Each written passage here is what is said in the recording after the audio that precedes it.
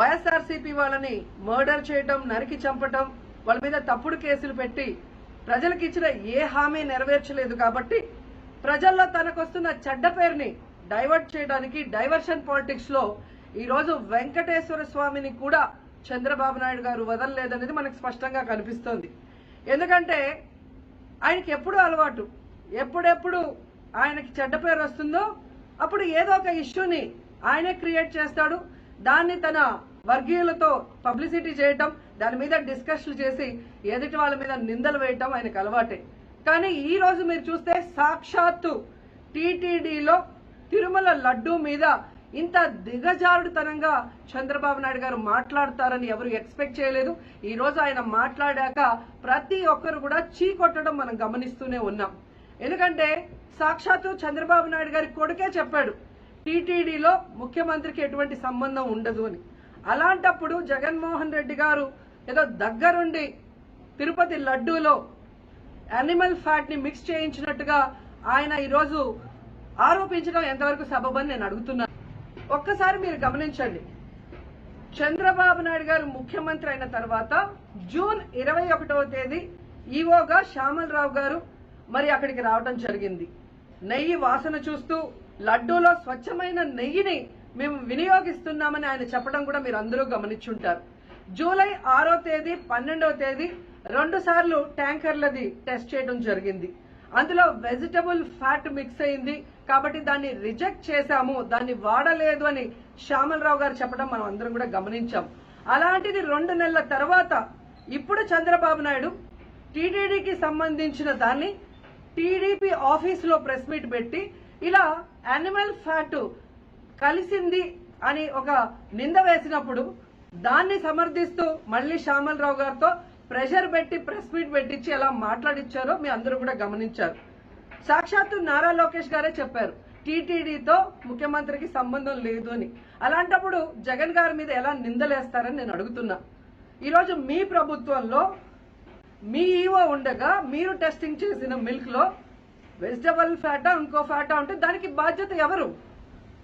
శ్యామలరావు గారా, లేదా ప్రభుత్వంలో ఉన్న చంద్రబాబు నాయుడు గారా, లేదా ఎవరు టీటీడీ బోర్డులో ఉన్న మెంబర్సా? సో ఇది ఒకసారి మనం ఆలోచించాల్సిన విషయం. అంటే ఈవో గారు తాను జాయిన్ అయినప్పుడు ఏం చెప్పాడు, ఈ రోజు చంద్రబాబు నాయుడు ప్రెషర్ పెట్టాక ఏం చెప్పాడు అనేది భక్తులందరూ కూడా గమనించాల్సిన విషయం. రెండవది మీరు చూస్తే చంద్రబాబు నాయుడు డైవర్షన్ పాలిటిక్స్ ఎప్పుడూ చేస్తుంటారు. అలాగే ఈ రోజు ఆ తిరుమల కొండ మీదకి జగనన్న అధికారంలో ఉన్నప్పుడు మోడీ గారు వచ్చారు, అమిత్ షా గారు వచ్చారు, ఎక్స్ సీజే రమణ గారు వచ్చారు, ప్రెసిడెంట్ సీజే గారు వచ్చారు. అంతెందుకు చంద్రబాబు నాయుడు ఫ్యామిలీతో సహా వెళ్లాడు, పవన్ కళ్యాణ్ గారు వెళ్లారు. లడ్డూలో ఏ మాత్రం రుచి తేడా ఉంటే ఆ రోజే వాళ్ళు కంప్లైంట్లు ఇచ్చుంటారుగా, ఎందుకు కంప్లైంట్లు ఇవ్వలేదు? ఇప్పుడు ఆ 5 సంవత్సరాల్లో ఏదో జరిగిందని నింద వేయటానికి ఈ రోజు టీటీడీని ఎంచుకొని తిరుమల తిరుపతి దేవస్థాన ప్రతిష్టను దిగజార్చడం ఎంతవరకు కరెక్ట్ అని భక్తులందరూ కూడా ఒకసారి ఆలోచించాల్సిన అవసరం ఉంది. అండ్ మూడోది, ఈ రోజు ఎవరైతే బీజేపీ నాయకులు కూడా మాట్లాడుతున్నారో వాళ్ళని నేను అడుగుతున్నా, ఇదే టీటీడీ బోర్డులో మెంబర్లుగా బీజేపీకి సంబంధించిన వాళ్ళు ఉన్నారు. మరి ఆ రోజు తప్పు జరిగితే వీళ్ళందరూ ఎందుకు మోడీ గారికి అమిత్ షాకి ఇన్ఫార్మ్ చేయలేదు, ఎందుకు దీని మీద చర్యలు చేపట్టలేదు అనేది నేను అడుగుతున్నా. అలాగే ఈరోజు తెలుగుదేశం పార్టీ అధికార పార్టీలో ఉన్న వేమిరెడ్డి ప్రశాంతి గారు ఆ 5 సంవత్సరాల కాలంలో ఈ పర్చేసింగ్ కమిటీలో 5 సంవత్సరాలు ఉన్నారు.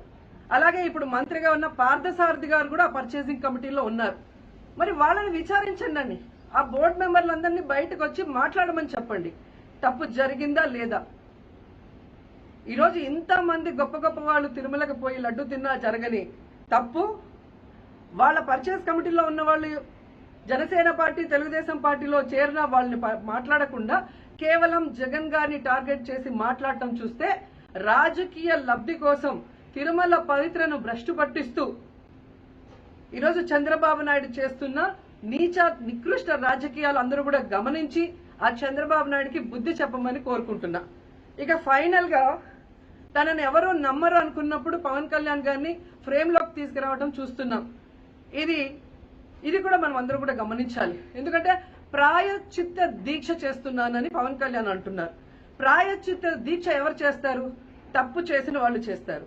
అంటే చంద్రబాబు నాయుడు తప్పు చేశాడు, ఇది అబద్ధం, ఈ లడ్డూలో కల్తీ జరగలేదు, ఇది నాకెక్కడొచ్చి ఆ పాపం చుట్టుకుంటుందన్న భయంతో పవన్ కళ్యాణ్ ప్రాయశ్చిత్త దీక్ష చేస్తున్నారనేది ఈ రోజు మా అందరికీ అర్థమవుతున్న విషయం.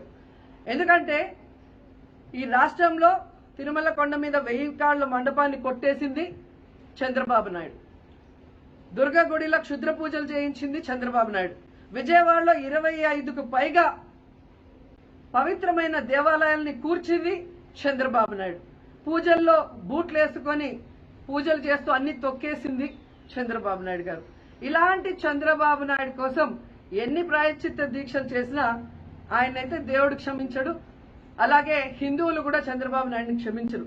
ఆ పాపం నుంచి తప్పించుకోవడానికి పవన్ కళ్యాణ్ చేస్తున్న ఈ 11 రోజుల ప్రాయశ్చిత్త దీక్ష పవన్ కళ్యాణ్కి మాత్రమే పనికొస్తుంది.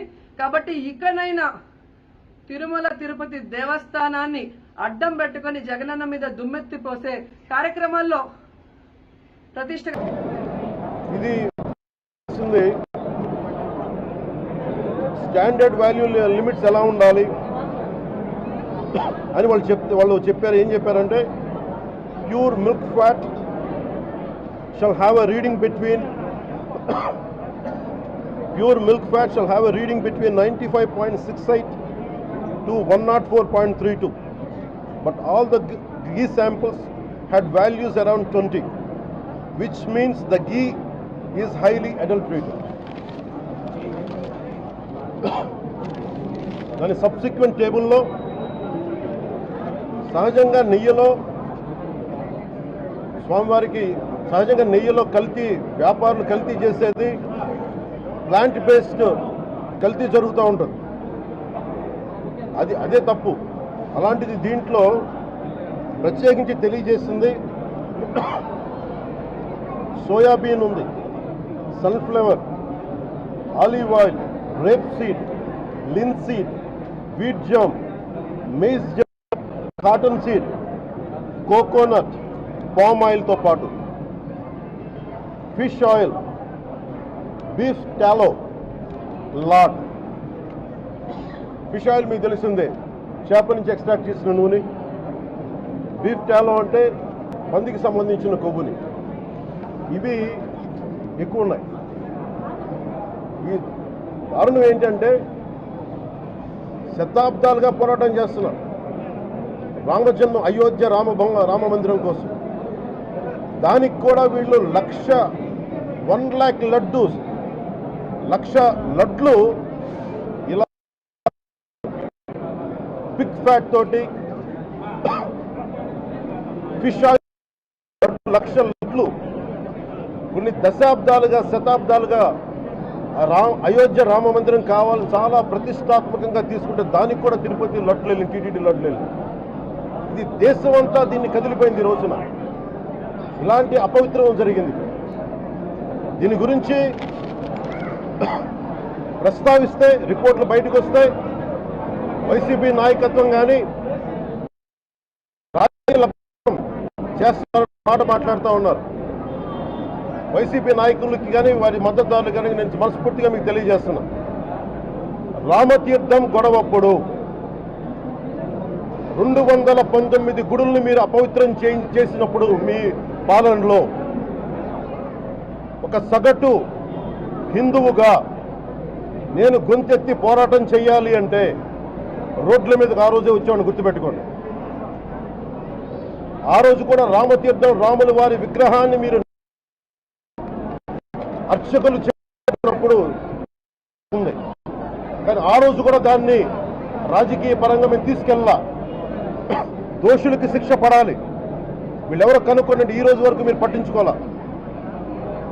ఇది మేము చెప్తూనే నిజంగా చేయాలంటే ఈ ప్రస్తావన ఎందుకు తీసుకొస్తున్నానంటే సమాజంలో అస్థిరత లేదంటే డిస్హార్మనీ క్రియేట్ చేయడానికి మేము లేవు ఇక్కడ. కానీ తప్పు జరుగుతుంటే, దాడులు జరుగుతూ ఉంటే, అపవిత్రం చేసుకుంటూ వెళ్ళిపోతే చూస్తూ ఎవరు కూర్చోం. తప్పు, అది కూడా తప్పు అవుద్ది. ఫండమెంటల్ కాన్స్టిట్యూషనల్ ఫండమెంటల్ ఇది. ప్రతి వ్యక్తికి వారి ధర్మాన్ని ఆచరించే హక్కు ఉంది. ఎవరన్నా వచ్చి ఆ ధర్మాన్ని పాడు చేసే హక్కు ఎవరికి లేదు. ఫండమెంటల్ రైట్ ఇది. ఇలాంటి స్థాయిలో ఈ రిపోర్ట్ బయటకు వచ్చినప్పుడు ఏం చెప్పు ఉండాల్సింది గత ముఖ్యమంత్రి గారు? సార్, ఇది ప్రభుత్వం, మన కొత్త ప్రభుత్వంలోకి వచ్చాం. ఇది వెండెట్టా ప్రభుత్వం కాదు, ఇది పగా ప్రతీకారాల ప్రభుత్వం కాదు ఇది. కానీ తప్పు జరుగుతుంటే మటుకు చేతులు కట్టుకొని చూసే ప్రభుత్వం కూడా కాదు. అది మీకు చాలా పగడ్బందీగా తెలియజేస్తున్నాను విషయం. అలాంటిది నా మీద ఎన్నో మాట్లాడినా మేము ఎప్పుడు మాట్లాడలా. రామతీర్థం గురించి జరిగినప్పుడు కూడా మేము మాట్లాడలా. కానీ ఈ రోజున రిపీట్ అయిపోతున్న మిస్టేక్స్ అలవాటైపోయింది. ఇప్పుడే ఫుల్ స్టాప్ టు దిస్. దీంట్లో ఒక్క నిందించట్లా. టీటీడీ బోర్డు ఉంది, వైసీపీ కాన్స్టిట్యూట్ చేసిన టీటీడీ బోర్డు ఉంది. వైవి సుబ్బారెడ్డి గారు ఉన్నారు టీటీడీ చైర్మన్ గా, టీటీడీ ఈవోగా ధర్మారెడ్డి గారు ఉన్నారు. మళ్ళీ వాళ్ళు